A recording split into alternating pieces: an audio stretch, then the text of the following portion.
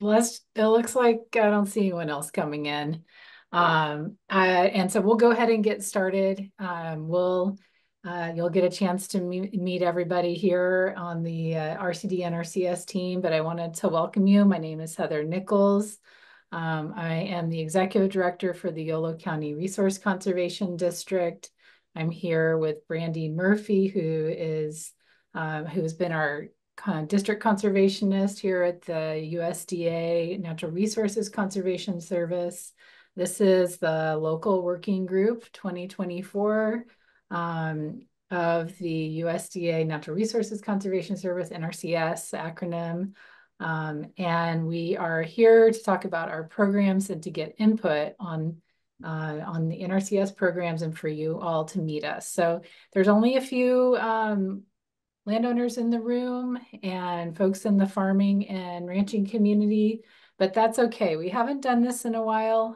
You're going to be our beta testers on, talking about our programs. We will be doing, and we do plan on having an in-person working group later this year, probably more in February of 2025, sometime during that time. So we realize that it's right in the middle of ag season, and everybody's really busy. So just thanks for being here. Looks like there's one more person coming in. And we'll get started. So this is being recorded, and if you find, your neighbors are going to be interested in learning more about our programming or wanting to fill out this survey at the end of this, then please share that information with them. I'm going to turn it over to our district conservationist, Brandy Murphy. Thank you, Heather, and thank you everyone who is joining us today. When the state office tasked us with starting the local working groups again, it was exciting because we haven't had one in such a long time, and it's the first one since I've been here at the Woodland field office, either as a soil conservationist or as a district conservationist. So I believe it's incredibly important to capture priority resource concerns, objectives from the people that we are here to serve. So I'm thrilled that the RCD took the challenge and put this wonderfully curated meeting together, and the team here at Yolo in field office have put together some great presentations for you as well. So we're here to answer questions and to gain your feedback. And thank you all again for being here.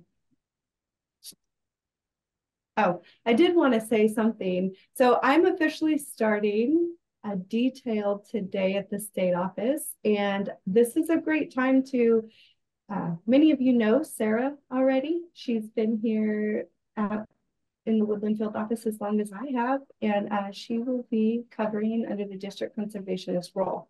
So Yolo County is in good hands. I could say that with faith. All right, thank you. Thanks, Brandy. And you'll hear from Sarah pretty soon. Here's our agenda. We're going to talk about the local working group, what it is, and then we'll go into our programs and activities. You'll get to meet everybody here on the call. We'll talk a little bit about conservation planning, how to learn more and stay connected to the work that we're doing here. And then we'll be asking to fill out a survey. We'll have time for discussion and feedback. So without further ado, Al, if you can take it to the next slide. So what is the local working group? This is locally led conservation effort in Yolo County. It's the foundation of the USDA's conservation program and their delivery process. So the local working group supports the locally led conservation effort by coordinating USDA programs with other state, federal, tribal, local conservation programs, a lot of which the RCD is running, to provide integrated solutions to addressing natural resource concerns. And the purpose of the local working group is specifically to develop conservation needs assessment, identifying the broad conservation goals to solve natural resource problems. Find out what your priority resource concerns are right now in Yolo County that can be addressed by USDA programs. Recommend USDA conservation program application and funding criteria. Are we not paying enough? Are there other practices? And payment rates need to change. That kind of thing that'll be coming up. Assisting the NRCS and then the Yolo County RCD Resource Conservation District with public outreach and information efforts. Where do we need to be? Who do we need to be talking to? We want to make sure that we're serving this community. Next slide. I'll pass it over to you, Brandy. Thank you. So we really count on diverse perspectives and those producers that represent the diverse landscapes we have here in Yolo County. So we want to look at natural resource issues existing in Yolo County community. And so we count on you producers to play an active role in the membership of these local working groups. So there's environmental organizations as well as agricultural organizations that we rely on, and governmental agencies carrying out agricultural and natural resource conservation programs. Next slide, please. The impacts of our local work group meetings benefit both RCD and NRCS, but really it's a great way for producers and landowners to speak up for themselves. So, and make sure their interests are represented as well. So there is a very strong link between RCD's local priorities and our Farm Bill conservation programs. These local work groups strengthen our coalition and commodity groups throughout the state. Ultimately, it gives Carlos, our state conservationist, statewide input from our partners and our producers on how to target funds to align with our priority resource concerns. Finally, it also gives us transparency and credibility when we're expending federally appropriated funds. That's really important. Thank you. And so I'll just take this slide.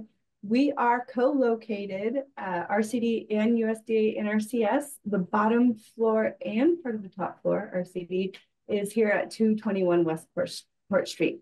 And so here are our office contact numbers. And we welcome you to stop by anytime.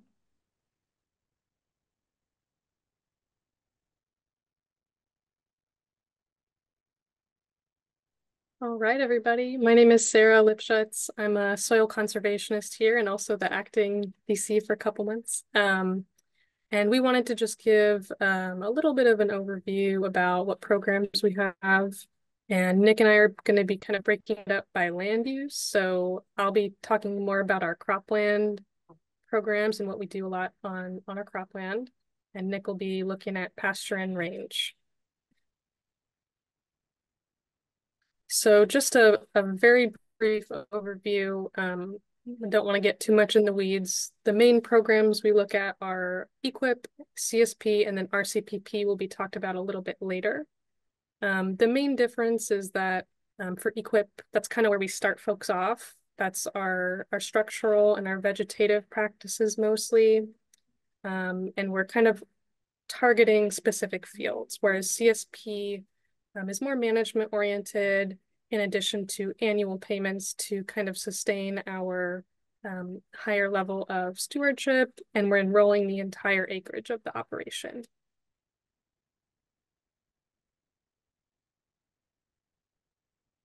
And just a little bit of a view of our cropland here in Yolo County, about 271,000 acres in 2022.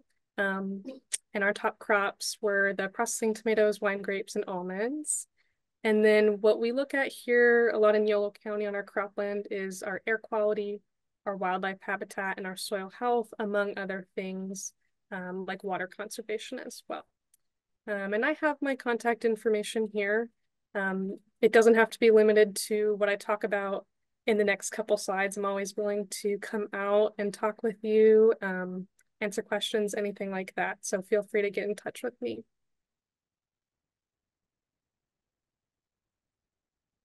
And this is a pretty big program that's been expanding, at least in our county, the last couple years. It's our replacement of older agricultural equipment. And typically we're looking at tractors, but there are a lot of other pieces of equipment that are eligible. And I won't get in, too much into the details here, but there are requirements for the existing equipment, as well as the new equipment. We can't go more than 25% increase in the horsepower. And for our payments, we do reimbursement payments after the project has been completed. And it's not necessarily a percentage of the new equipment. It's a flat rate, so it's per horsepower of that new equipment. And we're breaking it up into the smaller under 160 horsepower equipment versus the over 160 horsepower.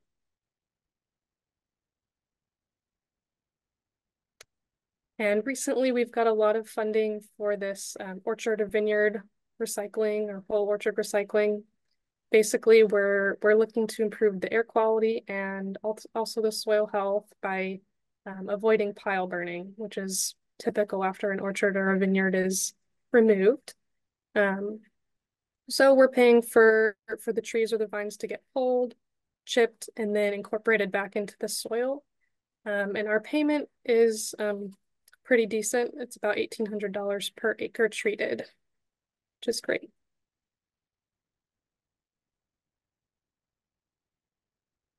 And then a big one here, of course, in Yolo County is our hedgerows. These are, we're installing native plantings, mostly on farm edges, but can be in other areas. But we're looking to create year-long habitat and food sources for our wildlife and pollinators. We collaborate a lot with our RCD here on these projects, especially with the SLUES program to get these implemented with high school students. And this is just the payment rate for a single row hedgerow currently, but about $6 per foot. And they have a lot of benefits for the farm as well as for our wildlife. Yeah, they're great. And another big priority we have is our soil health, of course. So we do pay for compost and some other carbon amendments as well as our cover cropping. So I did include the payment rates here. They can be variable at times, but we do have a lot of funding for these types of practices. So please get in touch with me if you're interested or want more information or know someone who's interested. I'm happy to talk about these. And with that, I will pass it on to Nick. All right. I'm Nick Gallagher. I'm the Rangeland Management Specialist here in the Woodland Field Office. I've been here for about 20 years. And my contact information is listed below. Give you a second if you want to jot it down. And I would say just, can we ask questions in between each one of these sections? Sure. Are there any questions for any of the cropland folks?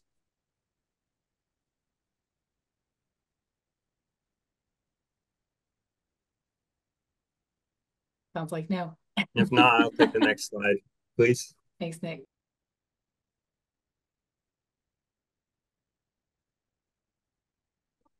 All right, so Yolo County Ag Census, just looked it up. It lists about 164,896 acres of pasture land. I'm assuming that's counting both rangeland and pasture land in the same number. Fritz asked to repeat my phone number. My number, 530. What is my number? No, I needed Sarah's. Sorry. Sarah's number. I was going to give you my personal cell phone. I'll write it in the chat. The NRCS programs for grazing lands is typically two main land uses, pasture and range.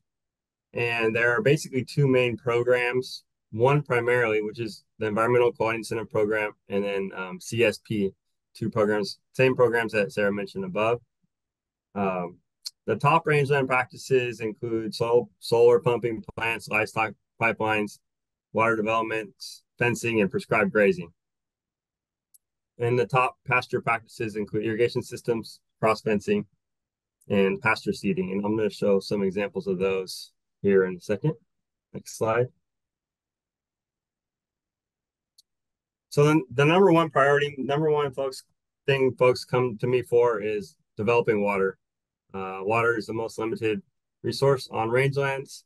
And so solar pumps and wells are very common.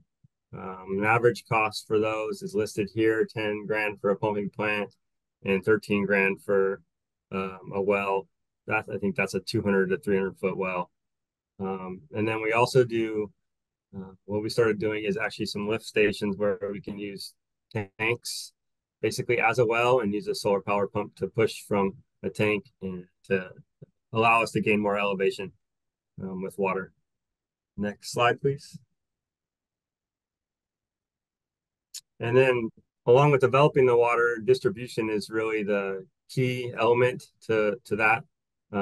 We like to try to develop water in places where livestock are not accessing as well, or in places where you're getting underutilization. So typically it's up and out of the valleys and in the hills where you have an adequate forage and not a lot of access by livestock. We pay $6.43 per gallon this year for troughs. And the tank, I forget what it is for a tank. I think it's $1.63 or something for a tank. Next slide.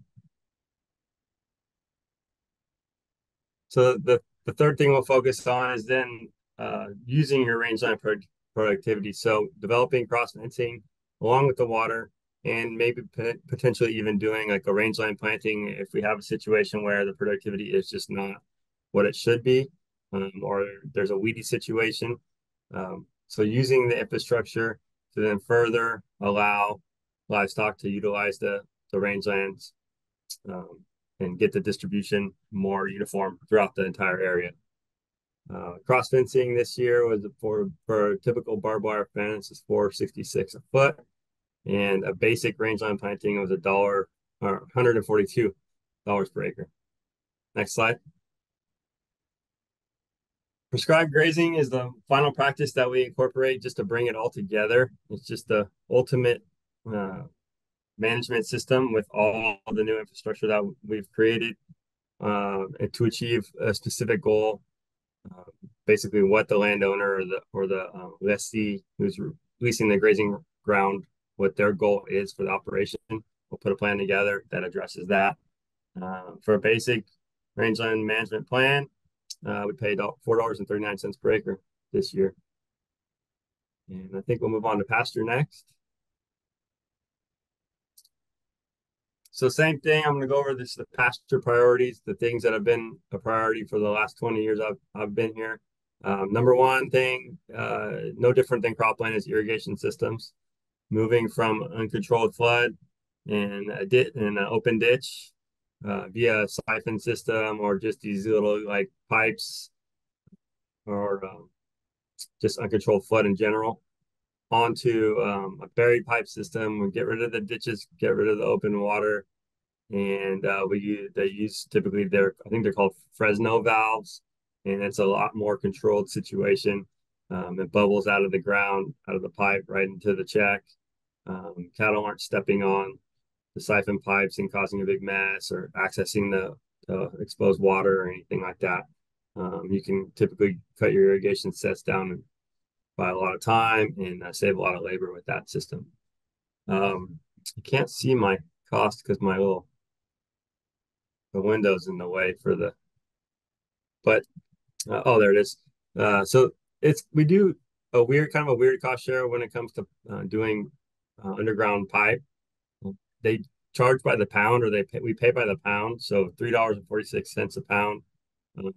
I don't know what that comes out to be per foot, but it's a good cost share for a system like that. Folks are happy with the money. Next slide. Pasture seeding wasn't as common, but it's becoming quite a bit more common. Typically, maybe even just rejuvenating a pasture. Sometimes the clover or the legumes fall out of which is a major component in a pasture system. We can maybe try to overseed a legume component and rejuvenate that pasture. A basic pasture seeding is $104 an acre. And all these basic costs I've been given, we have lots of different scenarios. These are just the very basics, and it's site specific. Next slide. And then again, once we get the infrastructure in, we do a reseeding, we do some cross fencing, some water development, is to then do that grazing management component. And part of grazing management too is also establishing like protected areas where you have heavy use. This is called a heavy use exclusion or heavy use utilization area. And basically we created kind of a raised ground situation where cattle can get up and out of the pasture and then create the impacts around the water facilities without, destroying, making a big mud hole in the pasture. And this has also becoming a lot more common to do this and have a little bit of a protected sacrifice area, if you will. I think that's it for my slides. Do I have one more? No, we'll move on to the survey.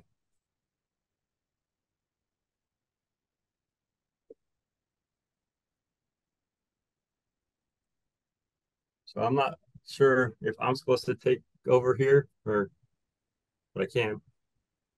Okay, so Allie put a link in the chat where you can fill out a survey, but we can also, we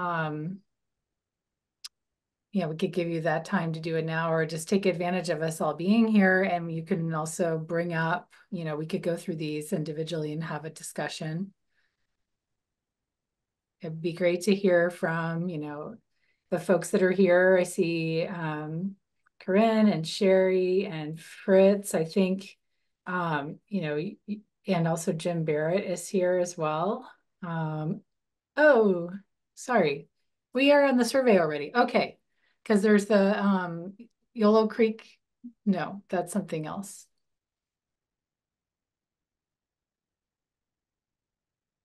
Yeah, so I think we wanted to use this time to just give some context to these questions if folks are confused, or just give a little background on why we're asking these questions. And then you can take this time to fill out the survey if you have responses now, or if you want to wait until we've gone through the whole presentation and you have more context to our programming.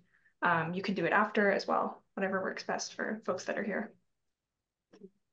I have a question. Go for it, Sherry. We can hear you. Okay. You mentioned several activities that are going on. What is the timeline for funding for applying for various services or products? Hey, Sherry, good question. So usually our application deadline is in the fall, so about October, November.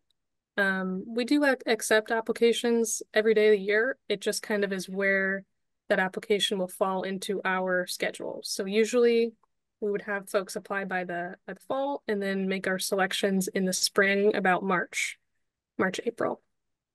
So if we heard about a new service today, it's not going to be anything that can be implemented quickly. Correct. Yep. Usually we ask folks to kind of plan, or if they're applying for something, it's something at least a year in advance.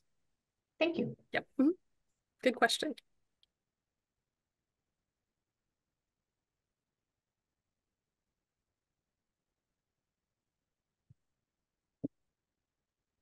Okay, I have a question for Allie since you were doing the presentation. Is there each one of these questions on each slide coming through? Like what's on the next slide?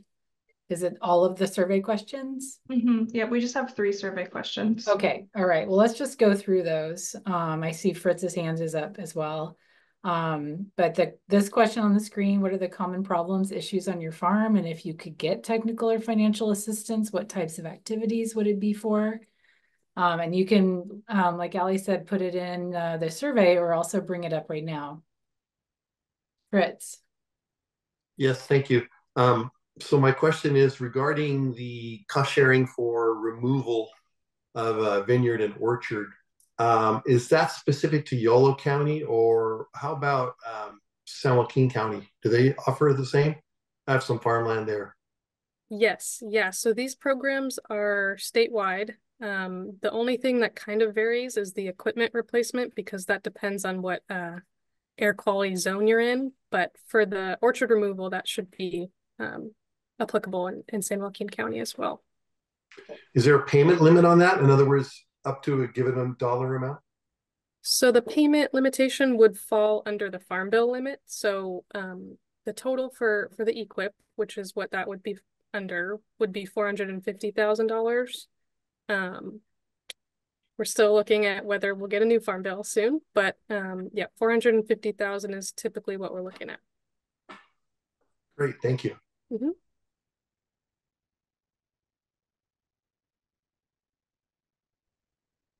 Okay, so assuming no one wants to bring up their common problems or issues, we can keep going on our presentation. We have more to share here. Well, hey, I could, my comment in there was the one thing was groundwater.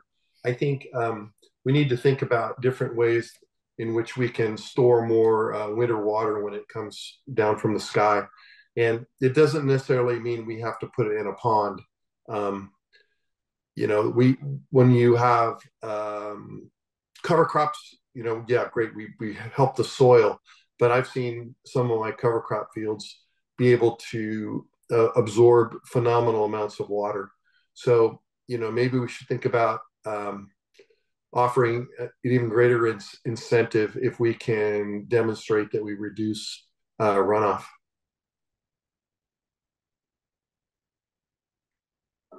And we're taking notes on all of this. I had an asparagus field, and I took the grain drill into the asparagus field and I taped off all the openers other than the 3 that are on the bottom of the furrow. And I put in a mixture of different legumes and whatever. And in January, the one day it rained 3 inches in one day. And we had tremendous flooding in Hunger Hollow, and there was 0 water puddling in that field. Yeah. So it really works. There's been a lot more, from our perspective, more cover crops going in than there was, 10 years ago, let's say, in areas where, normally was, again, kind of just not the routine. We're seeing more of that. And then the Healthy Soils program also is covering the costs for cover crops, or they were, we'll see how the state budget goes. Yeah, thanks for sharing that. Jim, you have your hand up. Yeah, thank you. I don't know if this is a common problem or not, but I have certified organic land, and I was thinking I would try to grow fresh vegetables, or I'm not a farmer, even though I own the land, but have someone do it. But it turns out that the canal water that can't be used for fresh vegetables. You'd have to use well water, and I don't have a well. So how do you work around, if you want to grow fresh vegetables, I guess you just can't do it if you don't have a well? Anybody have an answer for that? I don't actually know the specifics on that. I figured Fritz, I figured you might.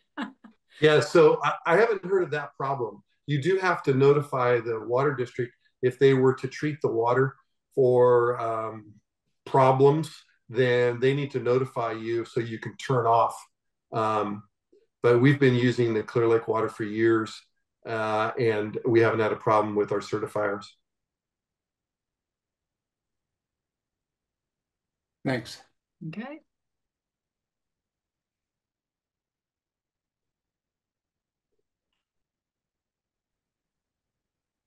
Okay, we are on to another question here. Okay, so what we brought to with our presentations today were some of our most common conservation practices in Yolo County. Sometimes long time, some of them are newer, like whole orchard recycling. And we included the payment rates. If you keyed in on those, we can go back to them if needed. But in your opinion, producers in the room here, are the costs relevant? Keeping in mind that NRCS is aiming to pay half, maybe as much as 3/4 of the typical cost of installation on whatever practice that is.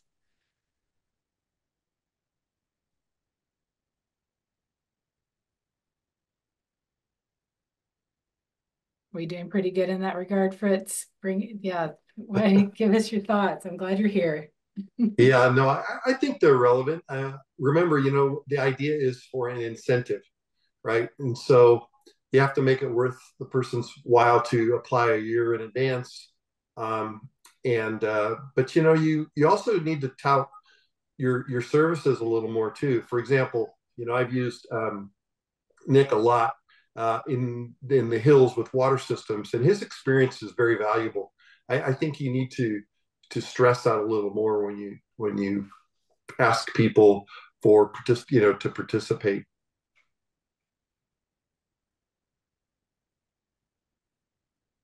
Yeah, I think it's one of the reasons we're having this meeting is a good reason so that folks can meet, people like Sarah who can walk you through all those programs. I would say in my experience, the hedgerow rates were great. And I guess in my mind, because the orchard recycling came out to be a lot more expensive on a small acre basis, that I just kind of had to look at those two practices coming together, and like overall, I probably paid more out of pocket on my orchard recycling, but overall I paid less out of pocket on the hedgerow because of both support I got from the partnership and I think they're a little bit more generous rates, and it's sort of more generally, I think encompasses more of the costs to install native plants. But yeah, I think a grower size, I think, does impact a lot about the rates, because certain things like transporting equipment, there are fixed costs for. So if you're going to get heavy equipment on site, that's like $2,000 to $3,000 in transport, no matter if you're 5 acres or 500 acres. So it's something to be aware of. Good input. Yeah, I can tag on to that.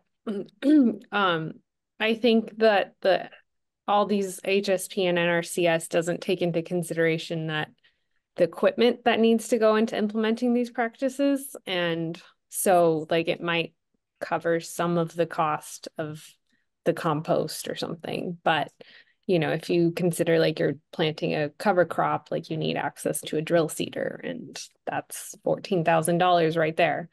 If you're spreading compost, you need a spreader and a front end loader. That's a lot of cost right there. So no, it doesn't give enough money to cover the cost of the equipment.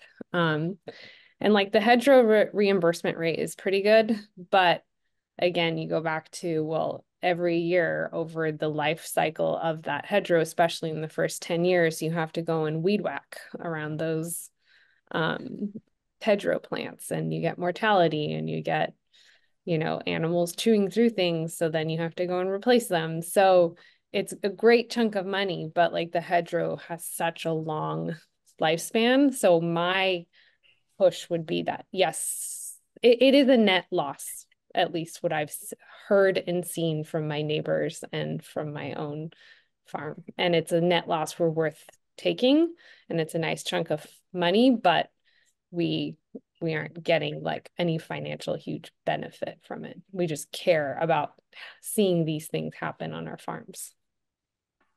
And Corinne, do you want to introduce yourself in the KTA world, or Yeah, sure. because you're really speaking also on behalf of a lot of small beginning farmers, and you know that the economics is a big deal. Yeah, I actually thought I was coming to this meeting with my KTA hat on. So I farm in Gwenda with my husband. We have like 8 acres organic veggies. We're in our 9th year now. And I guess I'm speaking also on behalf of larger farms because I work with, I'm friends with some of the larger farms around here. But I also work for Kitchen Table Advisors, and I do business advising for small sustainable farmers and ranchers in like Yolo, Solano, Sacramento. So it's a big mix of different folks, and some of them, yeah, the whole problem with HSP and NRCS is always like the lack of access to equipment to implement these practices if you're on the smaller scale. Yeah. I answered that concern in the first question. I said, you know, what would help? And it's lack of equipment. Can we do equipment sharing? I know there are some counties that have kind of like a lending library. And as far as I can find, I can't find a cedar. So I'm broadcasting my cover crop, and it's not as efficient. I wish I could do more, but as Corinne said, the price is astronomical. It's out of line for a one-time-a-year use for a 28-acre farm.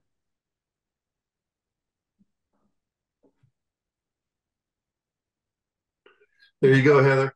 That's an RCD question. And Tanya, because, you know, when I was on the RCD board, geez, it was 40 years ago, you know, we'd looked into perhaps purchasing certain pieces of equipment. But also, I think the RCD, you guys should network. I mean, I haven't used your services in a number of years, so I don't know, but there are people in certain neighborhoods that could jump over and plant your field for you or do whatever. So maybe the outreach needs to be communicated a little better. That would be my suggestion. Because, you know, a $14,000 planter is actually a beat up old one, to be honest with you, because today a 15-foot drill is about $55,000. So, you know, but on the other hand, I don't think you need more than 5 feet or 10 feet.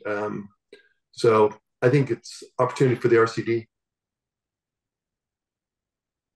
to connect with growers to growers, and also to that over purchasing. Yeah. So the trouble with purchasing, I know some counties up in Washington that have actually purchased some equipment to get people to start practices. But then you get into maintenance, right? So we have the RCD, I know, has the rice straw roller, and I used it one year, and I had to take it to the shop for about a half a day's work before I went out into the field. So, you know, that's a cost the RCD will have to look at too. Yeah, yeah, yeah. We've thought about it, and we're trying to figure out how to do that, you know, and whether it's networking and or owning a couple of things we can loan out. Yeah, that we've heard this a couple of times. Okay, you see cooperative extension compost spreader to loan out, but no front end loader. Yeah, okay. And it may be just talking to the right people, and we can figure this out too. Okay, that's really great. Thank you. Yeah, I might also jump in too that, yeah, it was through Connor connecting a Yolo County landowner to us that we were able to start renting out our roller crimper this year. And so I do hopefully too that, you know, that we can do some cross-county collaboration. And I say that with my hat on as a Solano RCD staff, but I'm also a Yolo County grower.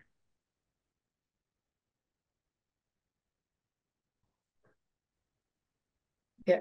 Okay, Fritz, your hand is up again here. Go for it. Hey, did the roller crimper work?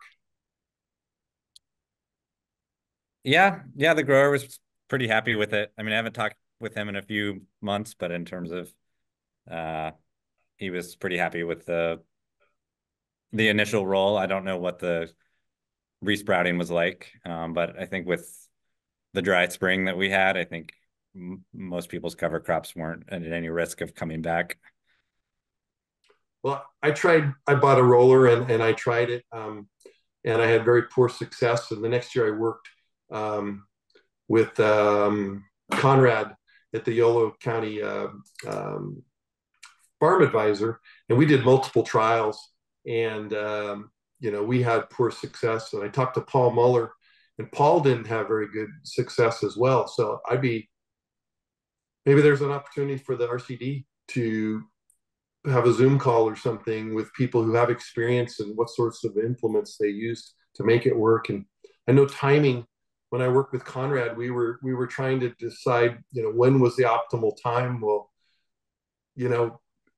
part of timing is timing the weather afterward too. Is it going to rain again? So anyway, I think there's an opportunity there. Thank you though for sharing that. Okay, this is really good feedback. And giving us some ideas. So let's go to, is there one more question, Allie? We have, okay.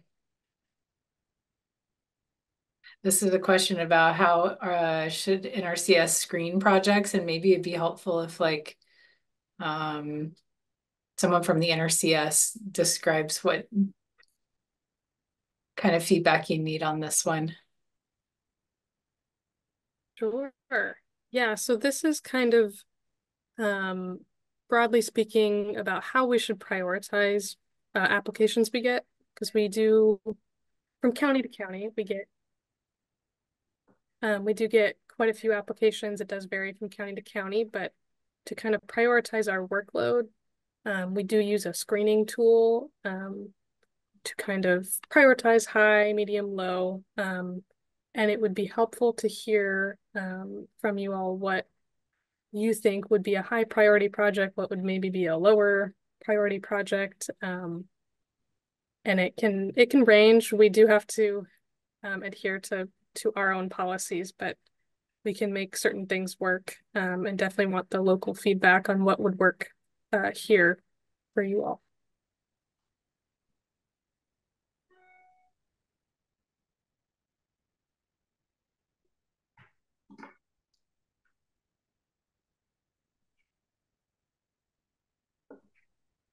Okay.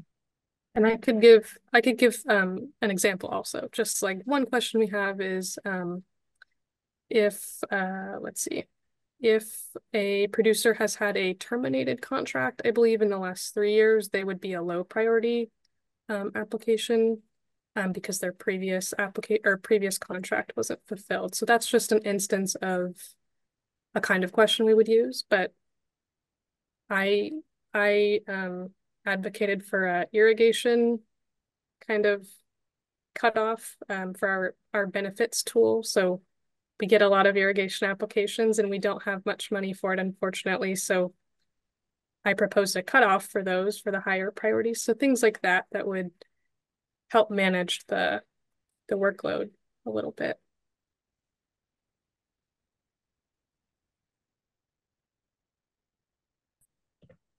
Okay, no feedback is coming our way so far on this. Well, I can comment a little. I would just say, I think something that some folks get concerned about is like, well, if you're a smaller farmer or diversified farmer, like that's one of the things, like if you are a diversified farmer where you're not just growing 3 crops, you're growing like 40 crops, it can be frustrating to work with the NRCS or the FSA because the system isn't built for those people. Even just like the paperwork. So making sure that I guess there's some doubt of like, well, does the NRCS care about my project because I'm only growing on a couple acres versus like 300 acres? And I don't know what the answer is. I'm just sharing the general feedback of why some farmers might not work with NRCS because they don't feel like that those projects are their small farm is prioritized. So that's just something. I don't know your system for small versus large farm. And I would just say on the terminated contract specific thing, like that, I wouldn't use that because farming is so unpredictable. You never know what the farmer went through, and they couldn't finish the thing because it rained forever or something unexpected happened. And that's just true of all farmers. So with that, there's a difference between a termination and a cancellation. The cancellation is if it's within their control and they would never be penalized for that. Its termination is if it's within their control and they still didn't get it done. So that's the difference there. And for the small farmer, I think this year we had a pool that was called small farmers, or it was urban farmers, and all of those were automatically high priority. So we didn't use a screening on those. So just to answer that.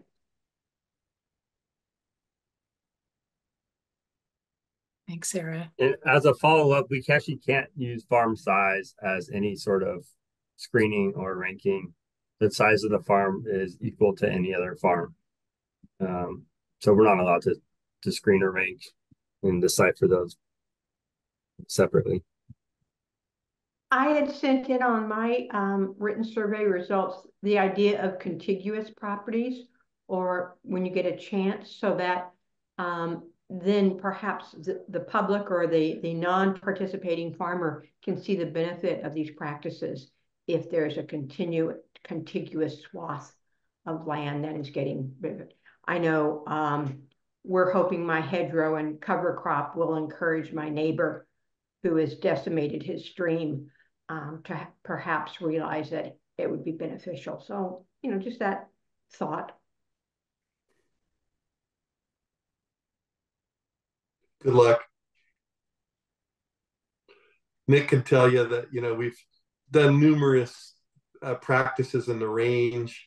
Over in the rice country, I've planted cover crops right on Highway 45, and it just it's hard to teach new habits to old farmers. They're stuck, and I catch myself getting stuck sometimes and not being progressive.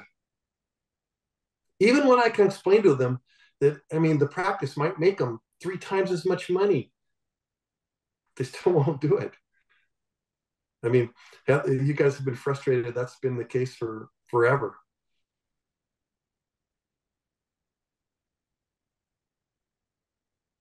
All right. Well, thanks for all that feedback there. We have a little bit more to share here. Our programs, the RCD. So I think I have these beautiful pictures here, and then maybe another slide just to give you a sense of the RCD. We're a local district here. We have a broad mission. We promote land stewardship. We're committed to conserving the natural resources of Yolo County. We really try to focus on implementing on the ground, community-based projects.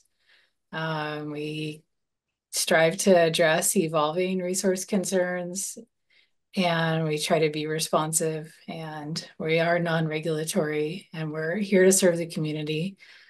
So we do provide technical guidance and on-site expertise. We track local issues, identifying opportunities to address them. We plan and implement conservation practices and projects. We foster partnerships for effective programs and projects, and bring funding to the county to do those things. So that's a nutshell. Our main programs are now our farm and ranch technical assistance, and Connor will be talking about that, carbon farm planning, pollinator habitat, the mobile lab, irrigation lab that he's going to be talking about, and helping to build this program so that you can come to us for all the acronyms and help navigating, all the various programs that are out there. We don't subscribe to one. We try to piece them all together. And then our open space lands management, we are working all over Yolo County and also parts of the Delta, doing conservation and habitat restoration, both on public and private open space, working lands, and also non-working lands. We have been building over the last 5 years a community wildfire resilience program. We work with CAL FIRE, the community. You'll hear a little bit more about who's working on that. So I won't go into any more detail. And then, yeah, we do a little bit of planning, monitoring, and studies. I think you'll hear a little bit about that, but it's primarily the Yolo Habitat Conservancy, keeping mitigation for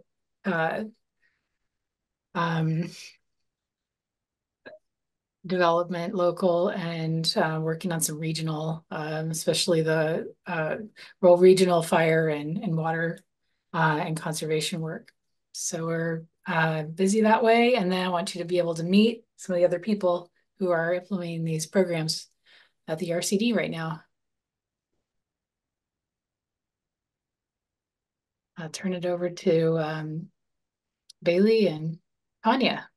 Yes, I'm going to go first and then Bailey. So I coordinate the Yolo County Fire Safe Council. And one of the things that the Fire Safe Council did, the RCD did with input from the Fire Safe Council, was write a community wildfire protection plan, which you can see on our Fire Safe Council website. And that has some specific projects and some general ideas. When a CWPP is written, it makes the area more likely to be funded for projects. So we do have funding to do some projects, which we are working on. We also have a neighborhood chipper program and a reflective address sign program. So you can have your vegetation, if you cut it and stack it properly, it can be chipped, and then you can get a reflective address sign for free if you're in the high fire severity zone, which is to the west of us here in Woodland. And Bailey is going to talk about the Prescribed Burn Association, and then Allie will talk about the RCPP, the Regional Conservation Partnership Program, which all works to create a more wildfire resilient community. So our CWPP was signed last spring, so we're very glad to get that done. So we currently have funding through CAL FIRE and also have funding through the County of Yolo, which got some funding from the state to do some fuels management, including mechanical removal. So we did some work along Highway 128 and working on a shaded fuel break there. We also have funding to write prescribed grazing for fuels reduction and prescribed burn plans, and then implement those in the coming year or two. And then we also got funding to improve oak woodland health on private land. So that can be burning, grazing, and also be planting. And again, having any forest health plans if you're interested in those. So my contact information is there, and I'll turn it over to Bailey. Thanks, Tanya. Hi, everybody. My name is Bailey Adams, and I'm a project manager at the Yolo County RCD. I coordinate the Yolo Prescribed Burn Association, which was formed about a year and a half ago. For anybody who doesn't know, PBAs are community-based efforts that aim to educate and train members of the community about prescribed fire, to be able to use it as a land management tool. And it's centered around a neighbor helping neighbor approach. There's many reasons that land managers might want to use prescribed fire as one of their management tools. And that could be for reasons such as reducing fuels to protect from wildfire, improving forage, and controlling weeds. Excuse me. The ways that the PBA can assist land managers are by connecting community members with knowledge and resources. We can assist with the process of burn plan writing and obtaining the necessary permits to conduct a prescribed burn. We can also host training and demonstration events. And we also have a fully equipped PBA trailer, which contains all of the tools and personal protective equipment that you would need in order to implement a prescribed burn. Next slide, please. So the PBA will be hosting a training series this August and September, which will cover introductory topics for prescribed burning. And we are also hoping to host some burns this fall or winter, depending on weather. If you're interested in knowing more about the PBA, please visit our PBA webpage, which is listed here. There you can find the sign up for our emailing list, which is how we announce all of our upcoming trainings, events, and burns. And then there's also resources and materials from past PBA meetings that we've hosted. If you have any other questions, though, please feel free to reach out to me directly. And there's my contact information. Thank you.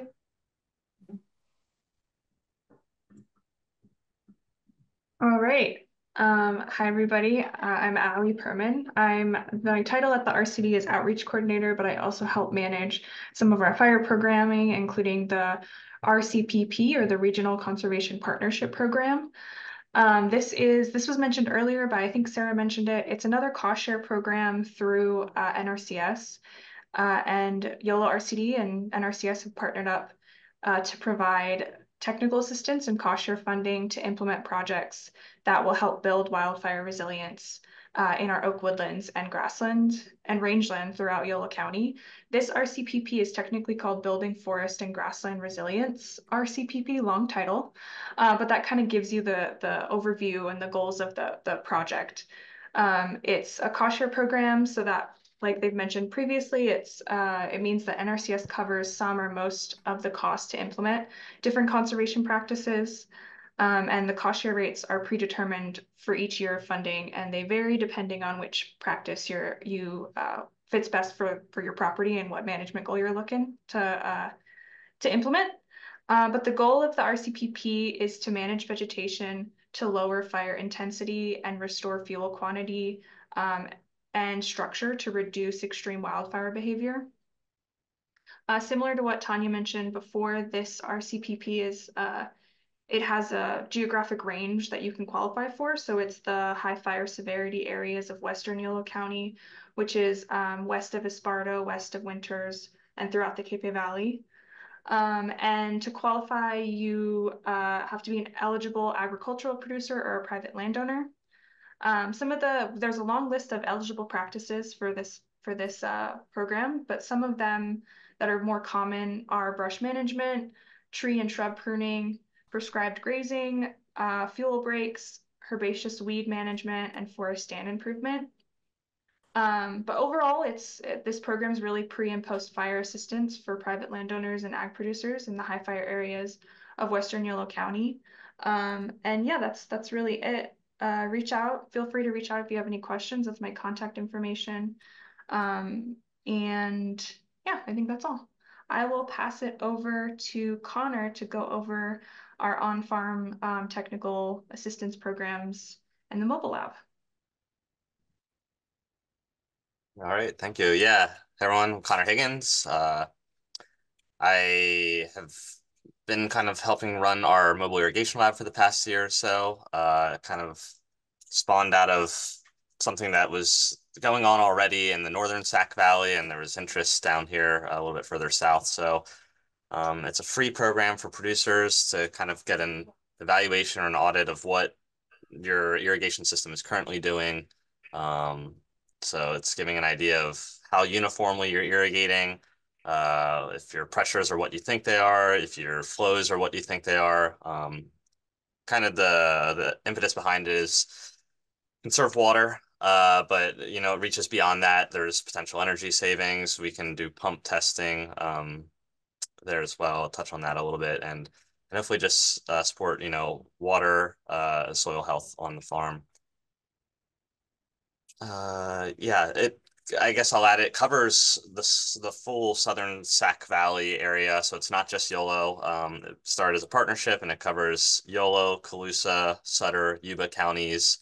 It's multilingual program, and if you have property outside of these counties, there's now it's kind of just expanding. It's funded by CDFA, and they had some money in it, so it's also in Sacramento area. It is up in the northern Sac Valley, like I said. So Butte, Tehama, Glen are all covered as well. Shasta might be in there, and then Solano is doing this as well.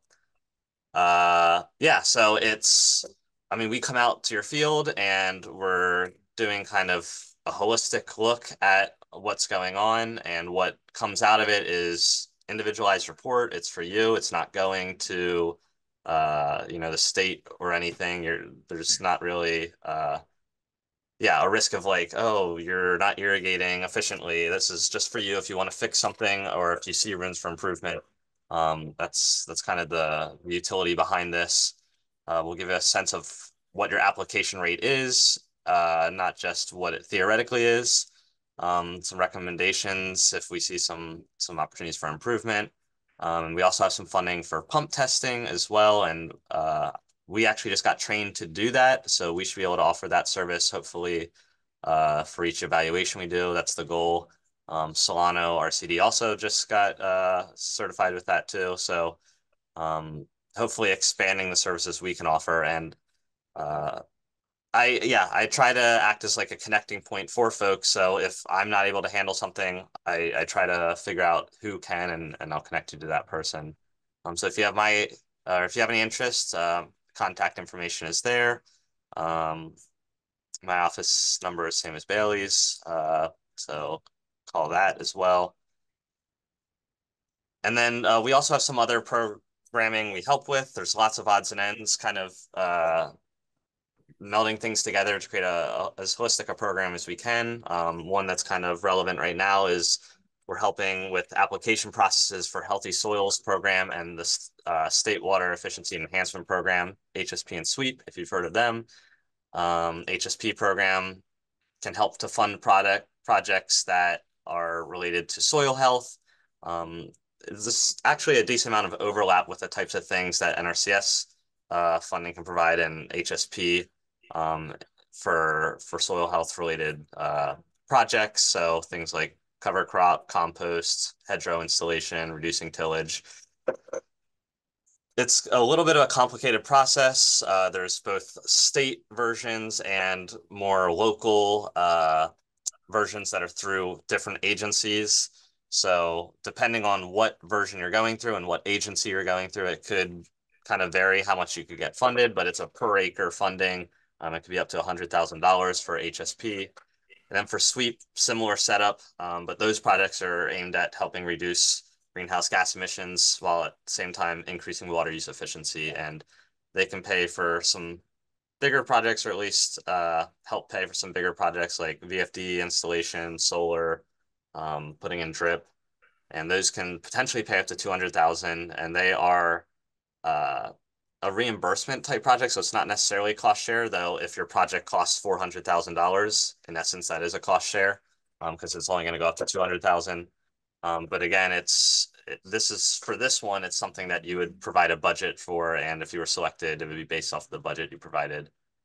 We got a lot of other projects aimed at soil health and nutrient management, pollinator, habitat plantings, partnership with kitchen table advisors. Corrine spoke a little bit already about that, and that's kind of to, expand our resources to make sure we're hitting, everyone that we can and assisting in the most, well-rounded way that we can. So I'll leave it at that, and feel free to go to the next slide. Thanks, everyone.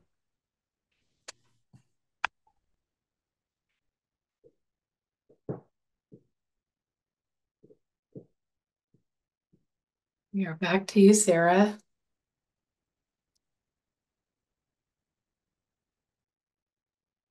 All right, so I just wanted to provide a brief overview of kind of how our NRCS process works. We have these 9 steps, and it's presented in a linear way, but we often go back and forth, revisit things. So it's really just an outline, but I'll get into a little bit more detail on the next couple slides of how we work with our customers, kind of what to expect, and hopefully the timeline as well, because I know that's helpful. So we always start with a field visit. We want to get acquainted with you, your operation, your property, to see what opportunities there are for projects, to hear from you what your problems are, what your goals are, short-term and long-term, and how we might be able to fit that into a plan for you to help with that. And then on our end, we have to justify why we're spending the money on this project, and that comes from evaluating our resources. That could come from just feedback from you as the producer. Your input is very valuable, so just hearing, you know, there's an erosion problem. Sometimes that's enough, but we also have tools that we run and maps to make, basically just to identify what our problems are so that we can also target what our solutions are. And then we would be collaboratively building the conservation plan together. And this includes what practices we would be prescribing for what problems and goals we identified. And this is a producer-driven process. We want to make sure that this is, it's your plan. It's feasible for you. It's meeting your needs as well as meeting our goals as well. And this is at the point where we might have the conversation of, oh, this might go into EQIP, or this might be a better fit under CSP. So it's our job, me and Nick and other planners, to kind of fit you into the best programs possible and submit you in as many opportunities as possible to make sure we give you a good shot at getting funded, because it is competitive. At this point, it's also your choice to just take it, run with it, and do what you will with it.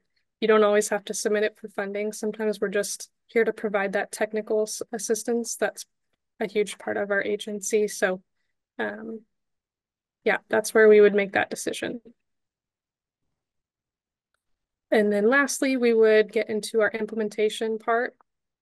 And we like to be pretty involved to make sure we're, you know, meeting our standards and specifications, and things are going smoothly on site. We would then make that payment if it is a contract.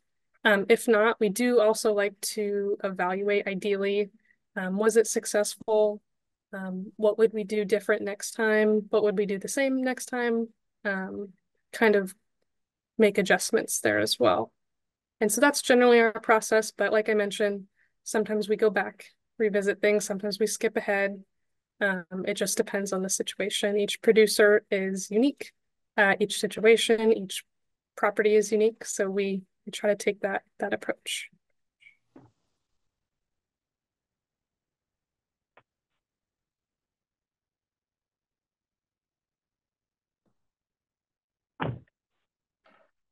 Thanks, Sarah. We've got Matt coming in to talk about the Yolo Creek and Community Partnership Program, and also David, who's going to give his take as a producer who worked with us on that program. Hi, everybody. I'm Matt Toney, as Heather said. So one of the biggest issues that you guys brought up, right, was actually implementation of a lot of these practices and projects that we have with NRCS. This is kind of a unique thing that we've found, and we were funded through YOCHA-DHE. It's called the Yolo Creek and Community Partnership. And it's a partnership between NRCS, Poudre Creek Council, Center for Land-Based Learning, and us. And it's to improve habitat awareness, harness environmental responsibility, and improve our Central Valley environment through community engagement.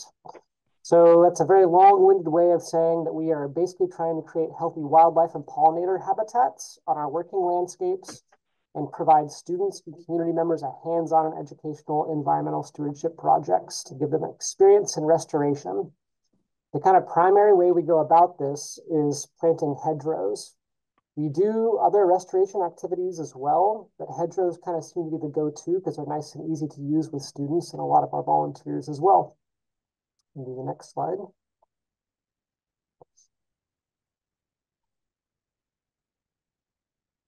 So as far as why we're doing native hedgerows, like I had just mentioned, they're really like the design's nice and simple, but they're actually extremely beneficial. So working with the community and working with high school students specifically, things are just nice and streamlined and easy to do. It's not super complicated, but again, the benefits are quite high.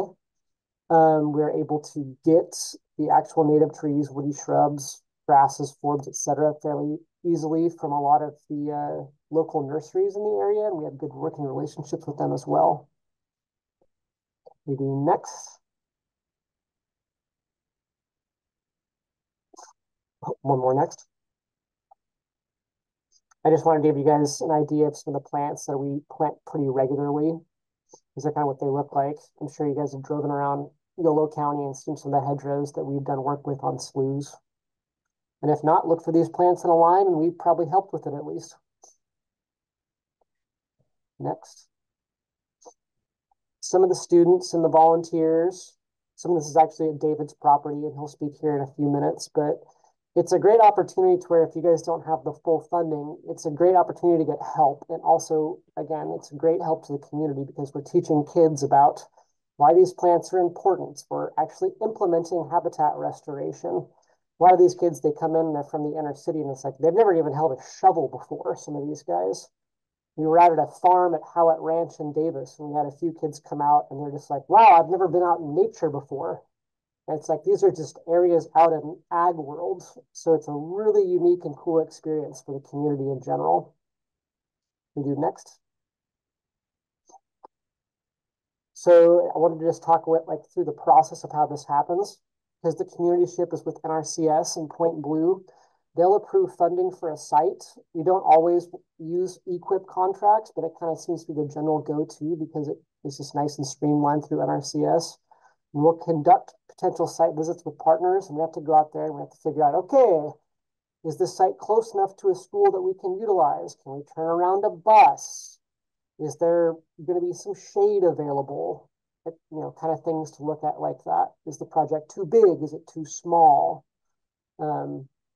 Keep on coming with the slide if you don't mind.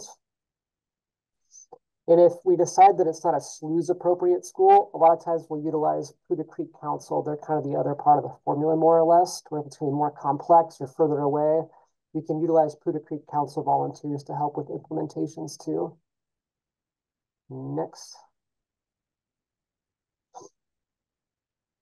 So once all these sites are picked up and we've decided they'll work out great, generally we'll work with NRCS to finalize the design. Go ahead and click away to fill up the slide. And once we've got everything fully designed and we're able to acquire all the plants that are necessary to meet the NRCS requirements, I wanted to give you guys like an idea of what a normal SLUES timeline with the high schoolers looks like.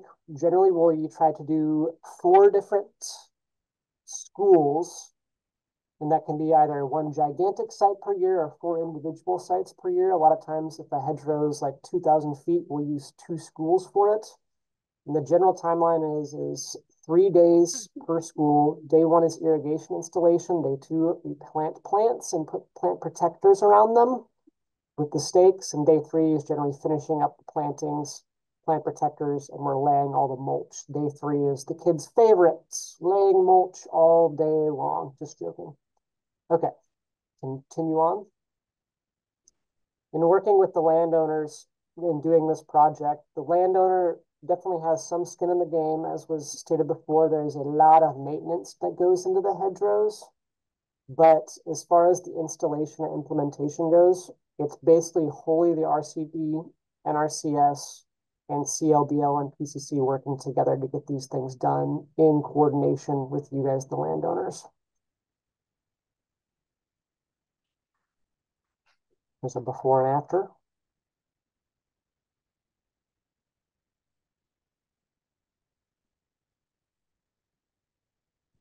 So that's kind of all about it. The last things that we ask if somebody does do a project with SLUES and the Yolo Creek Community Partnership is that we really like to have the landowner to be a part of it. Have them out there talking with the kids, why they're doing this on their lands and how it's going to benefit things. Yeah, it's a great, awesome project, and we'd like to think that it helped out a lot. It's been going on for years and years and years at this point, and we hope it continues. If you guys have any questions or are interested, my information's down there at the bottom, and feel free to reach out. Thanks, everyone.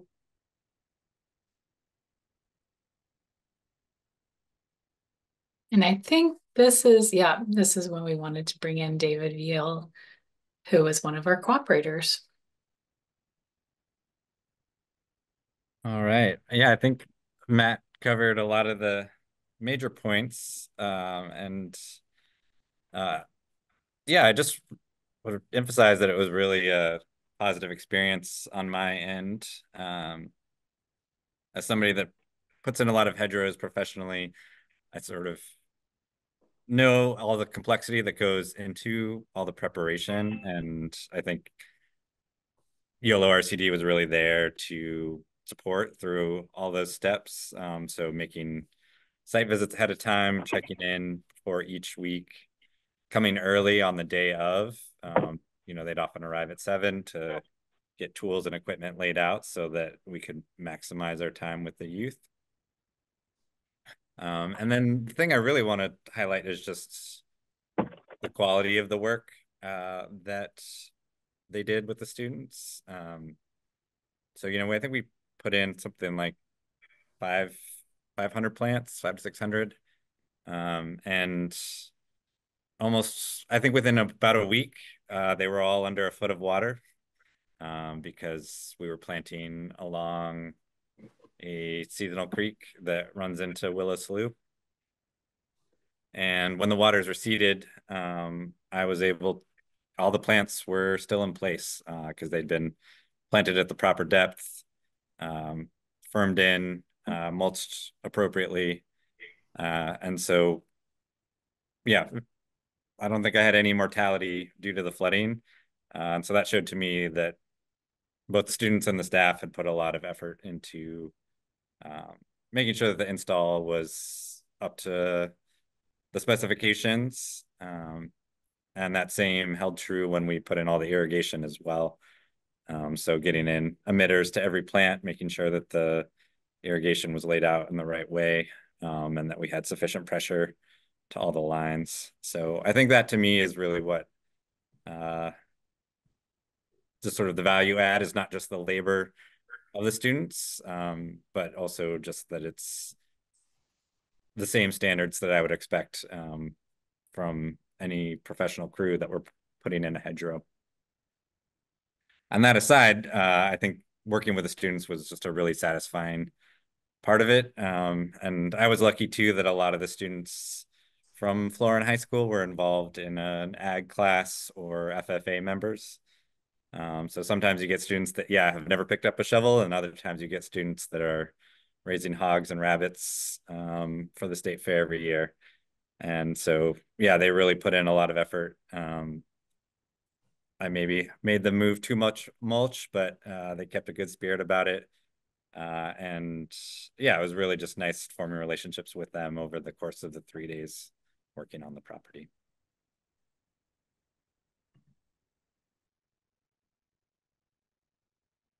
Thanks for giving us your insight, David. And I'll just say one more thing about that, because I know we've only got about 7 minutes left, and Allie's going to talk about where to learn more about our programs.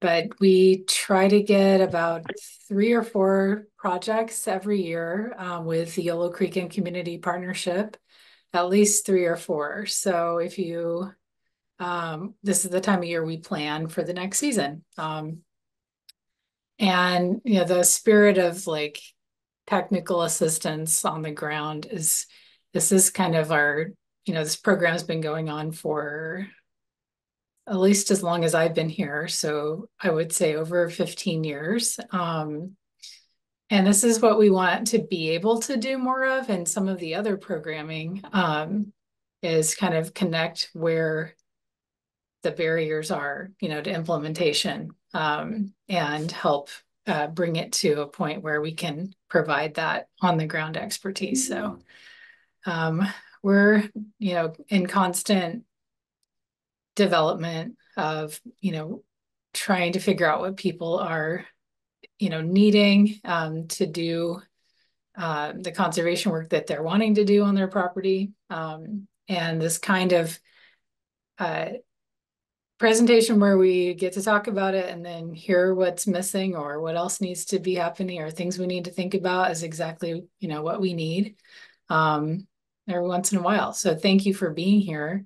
I'm going to give it over to Allie so that some of the ways that we're trying to build our outreach so people know what's going on and if we have any time, get any other input that we can from this group.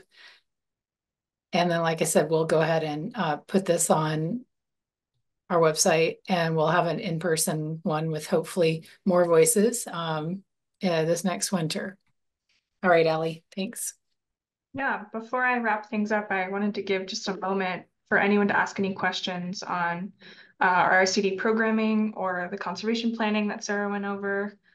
A couple minutes if anyone has any questions.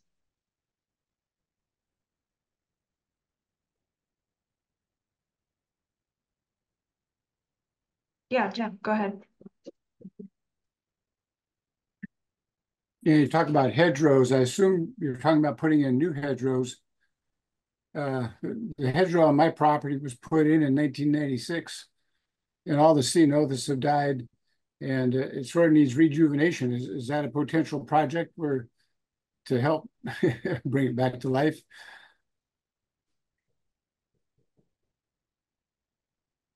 Yeah, typically, it's new projects going in, but certainly, we try to build in our programming, like times to come out to be able to do site visits and offer, information about, what you can put in. Anything's possible, but funders usually like to fund us for new work and new footprints.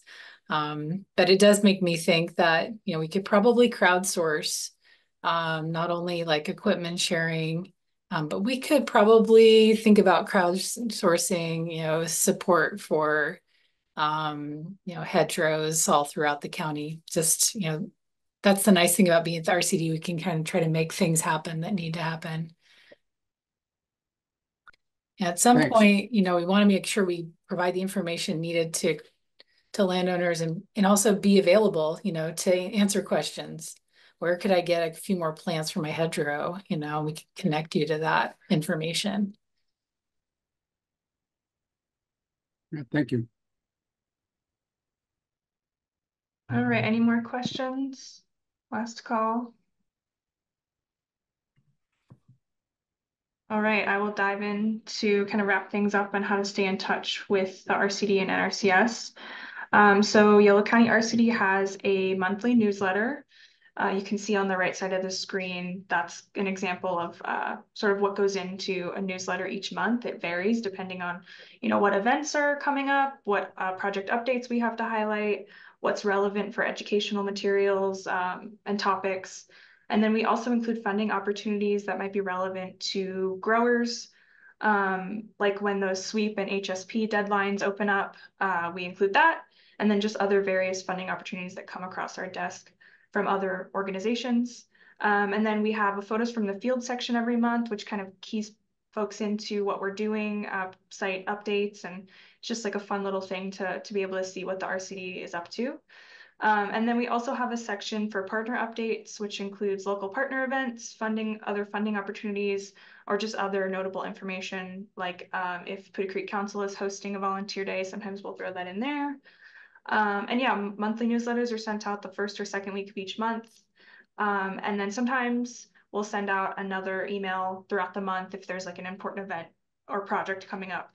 But if you sign up for our newsletter, you don't have to worry about getting like a bunch of emails every month. It's usually like maybe 1 or 2 at most. And then I'll drop the link at the end to where you can sign up for the newsletter, or you can send me an email directly too, and I can sign you up as well. And then our websites. So we have 2 websites, the Yolo County RCD website, which is yolorcd.org. And then we also have the Yolo County Fire Safe website, Yolo County Fire Safe Council website, Tanya talked about that earlier with some of our programs like the Neighborhood Chipper program and Reflective Address Sign. And this is where you can find where our community wildfire protection plan is. And we also do have a page for the RCPP program that I talked about earlier. And yeah, you can find more information on our projects and who to get in touch with on the RCD website, on our staff pages. And then we also have other resources on the resources tab at the RCD website that can connect you to other conservation practices and funding opportunities to implement on your farm. And if you are on social media, we also have Instagram and Facebook that you can follow for both the RCD and the Fire Safe Council, just to stay up to date with like any of our programs, projects. On the Fire Safe Council website, there's a lot of information on defensible space and wildfire prevention and preparedness and evacuation planning and all of that. And then these are our pages to get in touch with either RCD staff or NRCS staff. If you're navigating from the front page, it's in About Us and then staff or NRCS staff. And our names and our our emails are there to get in touch with us.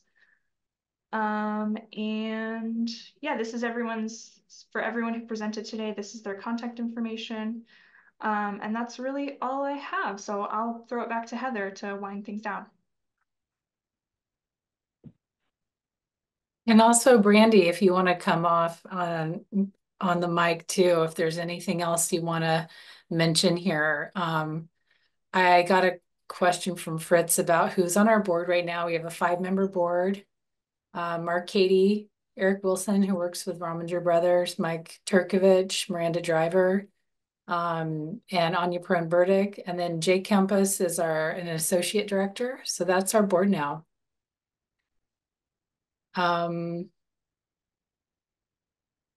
Give us any other feedback if you have it. Brandy, I see you coming off here. Yeah. Absolutely. So just to kind of reiterate the importance of these meetings, I know we used to have a little more control over our funds at a local level, and that's when it was producers felt heard. We could establish priorities based on producer input, and then as an agency, we kind of went away from that. But I do want to say that we are trying to go back towards that as far as our regional fund goals are concerned. So we're starting to have a little more control over those again. And so spread the word. Your input definitely matters. Encourage people to watch the recording, because we would like to collect input, not just today through your surveys, but year round. We really are the conduit for you guys. So thank you. Yeah, thanks for being here, everybody. And if there's any, I know we're at time, so I'll just respect that time frame. But know who's here right now. Give us a call, walk in the office. We're in these positions because we want to help you guys. And we want to help the natural resources of Yolo County. We love our work. So we're not really doing our job unless we're helping other people. So we're here. Yeah, let us know what's on your mind. Give us a call and we'll let you know when we get around to an in-person meeting. Hopefully on a nice rainy day, we can have snacks and bring more people in and we have a nice team right now, and we're really getting a lot of work more and more going here with the NRCS and the RCD working together. So. I don't have anything else to say. Thanks for being here. And again, we'll try to stay in better touch, going forward, and sign up for the newsletter. And don't be afraid to give a call. Okay, well, have a good rest of your day and your week. And I think we're done. Thank you for being here. Thank you.